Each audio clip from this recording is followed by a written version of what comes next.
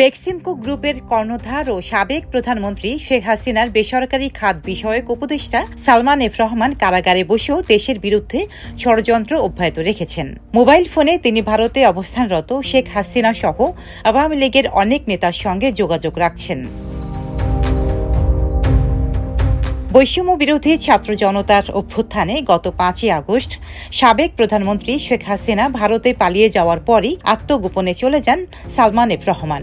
বেশ কয়েকদিন পালিয়ে থাকার পর গত 13ই আগস্ট সাবেক আইনমন্ত্রী আনিসুল হক সহ পালানোর সময় রাজধানীর সদরঘাট থেকে তাদের গ্রেপ্তার করা হয়। পরে রাজধানীর নিউ মার্কেট থানায় করা একটি হত্যা মামলায় সালমান এফ রহমানকে গ্রেপ্তার দেখানো হয়। এরপর তাকে ওই মামলায় রিমান্ডে নিয়ে জিজ্ঞাসাবাদ করে পুলিশ। কারাগারে যাওয়ার পর তিনি ডিভিশন পান। ডিভিশন পাওয়ায় কারাবিধি অনুযায়ী সাধারণ বন্দীদের চেয়ে কিছু বেশি সুযোগ সুবিধা পাচ্ছেন তিনি। এর মধ্যে কারাগারে পেয়েছেন চেয়ার, টেবিল ও খাট, যেগুলো ডিভিশনহীন বন্দীরা পান না।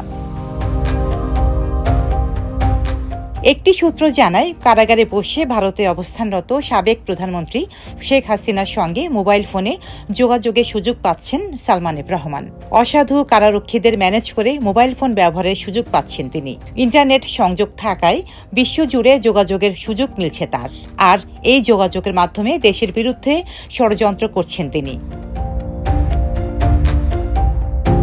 সূত্রের দাবি, তার মোবাইলে ইন্টারনেট সংযোগ থাকায় বিদেশে কথা বলতে কোনো অসুবিধা হচ্ছে না। তবে কারা কর্তৃপক্ষ বলছে, কারাগারের ভেতর থেকে মোবাইল ফোনে কথা বলার কোনো সুযোগ নেই। তাকে যেখানে বন্দী রাখা হয়েছে সেখানে জ্যামার বসানো আছে।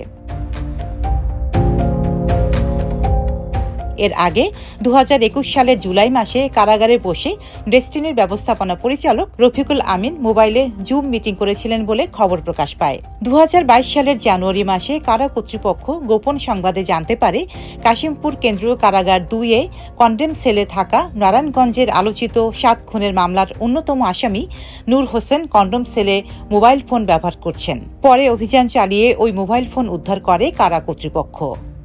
ডেস্ক রিপোর্ট, সাম্প্রতিক দেশকাল।